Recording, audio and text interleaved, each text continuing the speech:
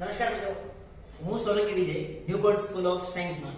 આજે આપણે આ લેક્ચરમાં 5.3 માં વાત કરવાની છે. તો સ્વાધ્યાય 5.3 માં આપણે dy by dx એટલે કે x ની સાપેક્ષે વિકલન કરવાનું છે. એટલે dy by dx આપણે મેળવવાનું છે. સૌપ્રથમ પહેલો દાખલો છે કે 2x 3y sin x. તો આપણે 2x નું વિકલન કરીએ તો x નું આપણે આગળના લેક્ચરમાં વાત કરી કે x નું વિકલન શું થાય છે 1. તો 2 * 1 પ્લસ 3. હવે y નું છે આપણે x ની સાપેક્ષે વિકલન કરીએ છીએ તો ચલ બદલાય છે એટલે કે y નું આપણે x ની સાપેક્ષે વિકલન કરશું તો dy by dx થશે એના બરાબર sin x નું વિકલન. આપણી પાસે સૂત્ર છે કે sin x નું તમે વિકલન કરશો એટલે શું થાય cos x. આપણે મેળવવાનું છે દરેક દાખલામાં dy by dx. તો અહીંયા આપણી પાસે છે તો એને હું સૂત્રનો કરતા કરીશ તો શું થશે તો સૌપ્રથમ અહીંયાથી 2 * 2 એને હું બરાબરની પેલી બાજુ જવા દઈશ તો 3 dy by dx એના બરાબર cos x. 2 * 2 આ બાજુ આવશે એટલે -2 થશે. મેળવવાનો છે dy by dx જે આપણે મેળવ્યો છે માત્ર સૂત્રનો કરતા કરીએ અહીંયાથી તો આપણને મળશે dy by dx બરાબર cos x - 2. જે આ 3 ગુણાકારમાં છે આવશે ભાગાકાર. તો આ આપણો આન્સર થશે. પહેલો દાખલો ફરી વખત જુઓ મિત્રો. અહીંયાથી હું x ની સાપેક્ષે વિકલન કરું, x નું x ની સાપેક્ષે 1, y નું dy by dx બરાબર sin નું વિકલન cos x. આપણે dy by dx મેળવવાનો છે +2 આ બાજુ આવશે એટલે -2. dy by dx ને સૂત્રનો કરતા કરશું 3 ગુણાકારમાંથી ભાગાકારમાં. તો આ આપણો આન્સર થશે. ત્યારબાદ દાખલા નંબર 2 સેમ આ જ પ્રમાણે છે 2x + 3y sin y. માત્ર અહીંયા sin x હતું, અહીંયા sin y છે. અહીંયા સાંકળના નિયમ પ્રમાણે આપણે x ની સાપેક્ષે વિકલન કરીએ છીએ એટલે y નું છે dy by dx આપણે ફરી વખત કરવું પડશે. જોઈએ અહીંયા તો 2x નું વિકલન 2x નું થશે 1 + 3 y નું x ની સાપેક્ષે વિકલન કરીએ શું થશે તો કે dy by dx એના બરાબર sin y નું વિકલન. તો એની ફોર્મ્યુલા મુજબ sin નું વિકલન થાય cos y. કારણ કે આપણે x ની સાપેક્ષે વિકલન કરીએ છીએ તો થીટા ના સ્થાને y છે એનું ફરી વખત કરવું પડશે તો dy by dx. આપણે મેળવવાનો છે dy by dx. આપણને બંને બાજુ મળ્યા છે તો એક સાઈડ આપણે બંનેને ભેગા કરીએ તો આ 3 dy by dx ને હું આ સાઈડ બરાબરની પેલી બાજુ લઈ જઈશ એટલે 2m. તો આ બાજુ આપણી પાસે વધે cos y dy dx. આ પ્લસ છે આ બાજુ આવશે એટલે -3 dy by dx. 2 બરાબર આ બંનેમાંથી હું dy by dx કોમન કાઢું તો વધે dy by dx cos y - 3. તો આપણે dy by dx ના સૂત્રનો કરતા કરશું એટલે આ બધું ગુણાકારમાંથી ક્યાં આવશે ભાગાકારમાં. તો આપણો આન્સર મળશે dy by dx બરાબર 2 ના છેદમાં cos y - 3. તો આ આપણો જવાબ છે. બરોબર મિત્રો. ત્યારબાદ ત્રીજો દાખલો ax + by² cos y. તો જોઈએ ax જે રીતે a છે અચળ સંખ્યા છે અને x નું વિકલન કેટલું થાય છે x ની સાપેક્ષે 1 થાય છે તો a વધે વત્તા b અચળ સંખ્યા છે જે જેમ છે એમ જ રહેશે. બરોબર. તો y² નું વિકલન કરીએ તો y નું વિકલન વર્ગનું વિકલન શું થાય તો ઘાત આગળ ઘાતમાંથી એક ઘાત ઘટે એટલે 1. પણ આપણે x ની સાપેક્ષે વિકલન કરીએ છીએ તો y નું ફરી વખત વિકલન કરવું પડે એટલે કે dy by dx એના બરાબર cos y નું વિકલન cos નું સૂત્ર -sin y અને y નું ફરી વખત dy by dx. બરોબર છે. તો ax માં x નું 1, b અચળ સંખ્યા એટલે મળે છે y² નું 2y, y નું ફરી વખત dy by dx, cos નું વિકલન -sin y થીટા તરીકે છે x ની સાપેક્ષે કરીએ છીએ એટલે dy by dx. તો dy by dx વાળા બે પદ મળ્યા છે. એક ફોર્મમાં એક પદ બંને બાજુ કરીએ બધાને ભેગા તો આ પ્લસ વાળું છે આ બાજુ આવશે એટલે માઈનસ થશે. તો આ બંનેનો ગુણાકાર am એના બરાબર આપણી પાસે વધે -sin y dy by dx આ બાજુ આવશે એટલે -2dy dy by dx. તો આ બંનેમાંથી આપણે dy by dx કોમન કાઢીએ તો a બરાબર dy by dx વધે આપણી પાસે -sin y -2by. તો dy by dx નું સૂત્રનો કરતા કરીશ તો આખું ગુણાકારમાં છે ક્યાં આવશે ભાગાકારમાં. તો આપણો આન્સર આવશે dy by dx બરાબર a ના છેદમાં માઈનસ કોમન કાઢું છું અહીંયા આગળ લખી નાખું છું તો વધે આપણી પાસે sin y + 2by. આ આપણો આન્સર થશે. ત્યારબાદ દાખલા નંબર 4 રકમ છે xy y સ્ક્વેર એના બરાબર 10x y. તો અહીંયા xy એટલે કે બે ચલ ગુણાકારમાં હોય તો ગુણાકારના નિયમ પ્રમાણે આપણે વિકલન કરીએ તો ગુણાકારનો નિયમ શું કહે છે? પહેલું પદ એમનેમ રહેશે, બીજાનું વિકલન એટલે કે y નું વિકલન dy by dx વત્તા હવે બીજું પદ એમનેમ અને પહેલાનું વિકલન એટલે કે 1. જો ગુણાકારનો નિયમ મિત્રો, પહેલું એમનેમ રહેશે, બીજાનું વિકલન વત્તા હવે y એમનેમ અને x નું x ની સાપેક્ષે 1 વત્તા y સ્ક્વેર નું વિકલન કરીએ તો ઘાત આગળ આવશે, ઘાતમાંથી 1 નો ઘટાડો, પણ x ની સાપેક્ષે કરીએ છીએ એટલે y નું ફરી વખત dy by dx એના બરાબર 10 નું વિકલન કરીએ તો 10 ની ફોર્મ્યુલા છે વિકલન 10 નું વિકલન થાય sec વર્ગ x અને y નું વિકલન dy by dx. તો સેમ જે રીતે આપણે ગણીએ છીએ એ રીતે બધામાંથી dy by dx વાળા બે બાજુ પદ છે એક સાઈડ ભેગા કરીએ તો આ બાજુ આવવા દઉં છું અને આ જે dy by dx વગર છે એ આ બાજુ આવવા દઉં. તો આપણી પાસે dy by dx વાળા જો મિત્રો ટોટલ 3 પદ છે બરોબર, એક સાઈડ ભેગા કરું છું આને પણ બરાબર ને પેલી બાજુ જવા દઉં. તો આપણી પાસે અહીંયા y ગુણ્યા એટલે y પ્લસ sec વર્ગ છે આ બાજુ આવશે એટલે માઈનસ sec વર્ગ x. બાકીના જે dy by dx વાળું એક અહીંયા છે લખું છું dy by dx. આ ફોર્મ છે આ બાજુ આવશે એટલે minus x dy by dx plus 2y dy by dx. અહીંયા પ્લસ છે આ બાજુ આવ્યું છે એટલે કેવું થશે માઈનસ. જો મિત્રો ફરી વખત ગુણાકારના નિયમ પ્રમાણે x બીજાનું વિકલન dy by dx વત્તા બીજું એમ નામ પહેલાનું વિકલન 1 y સ્ક્વેર માં y સ્ક્વેર નું 2y y નું ફરી વખત x ની સાપેક્ષે એટલે dy by dx 10 નું sec વર્ગ x અને y નું dy by dx.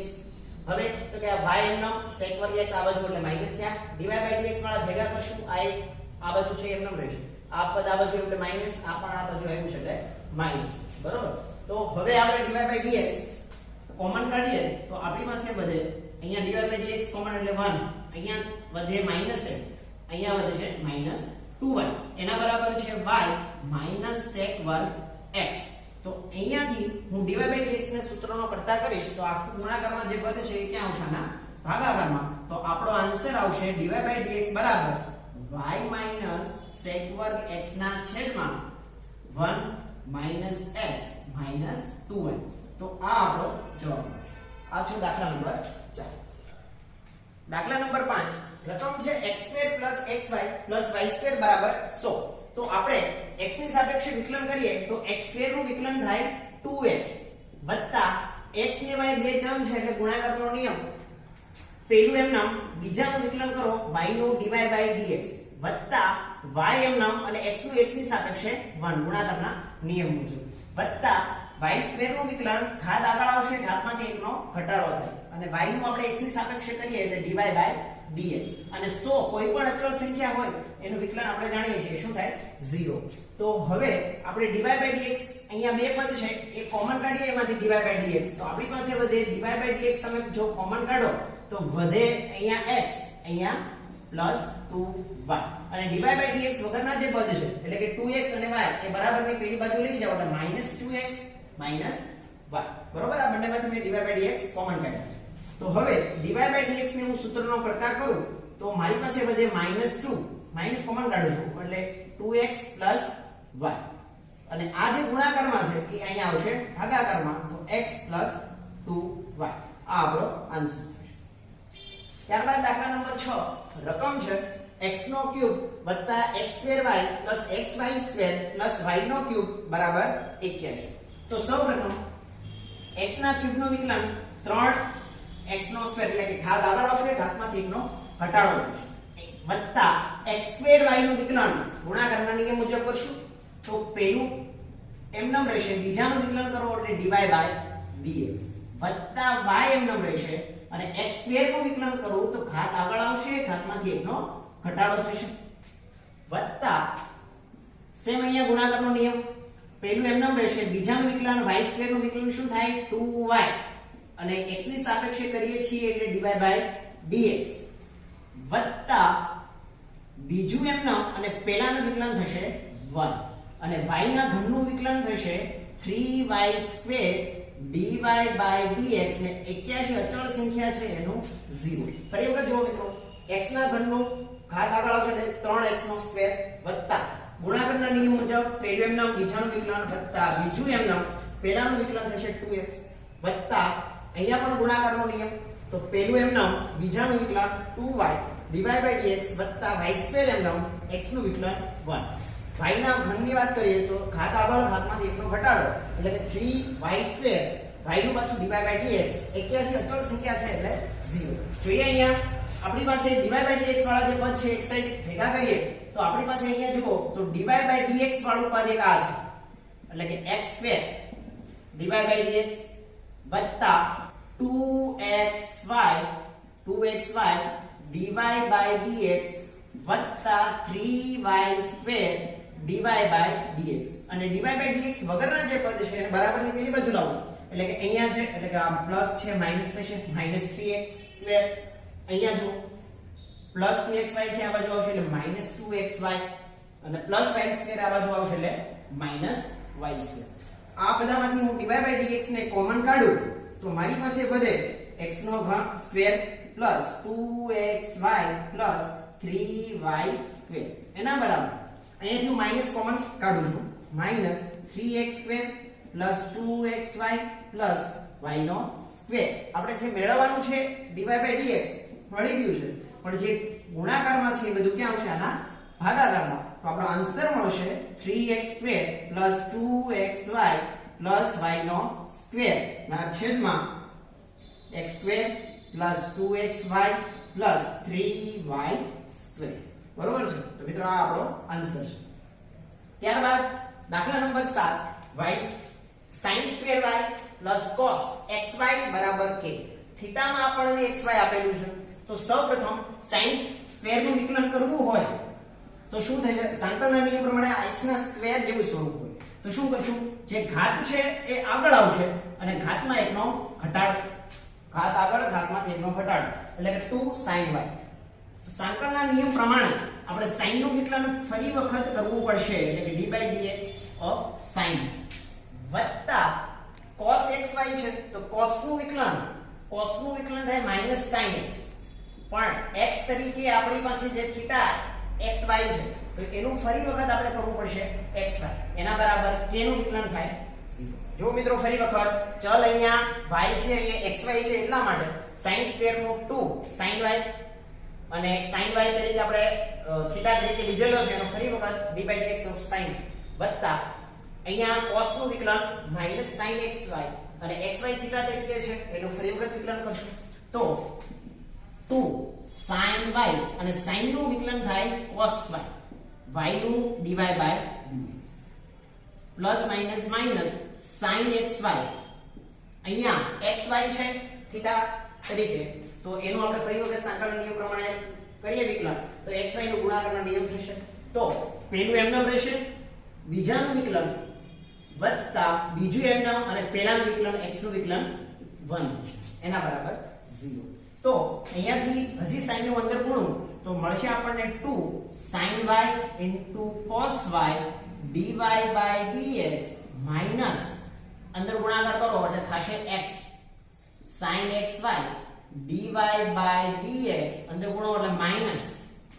y જોડે ગુણાકાર એટલે y sin xy બરાબર 0 તો dy/dx આપણે મેળવવાનું છે તો dy/dx વાળા જે પદ છે એ કોમન કાઢું dy/dx આ બંનેમાંથી બરોબર પણ અહીંયા એક સૂત્ર છે આપણે મૂકી દઈએ છીએ 2 sin y cos y કોનું સૂત્ર છે sin 2y minus x sin xy એના બરાબર આ બાજુ માઈનસ y sin xy આવશે એટલે પ્લસ y sin xy બરોબર છે તો આપણે મેળવવાનું છે dy/dx એને હું સૂત્રનો કરતા કરીશ તો આ ગુણાકારમાં આખું પદ છે ક્યાં આવશે આના ભાગાકારમાં તો y sin xy ના છેદમાં sin 2y minus x sin xy આ આપણો આન્સર છે ઓકે મિત્રો થેન્ક યુ કંઈ પણ પ્રશ્ન હોય તો તમે કમેન્ટ બોક્સમાં જણાવજો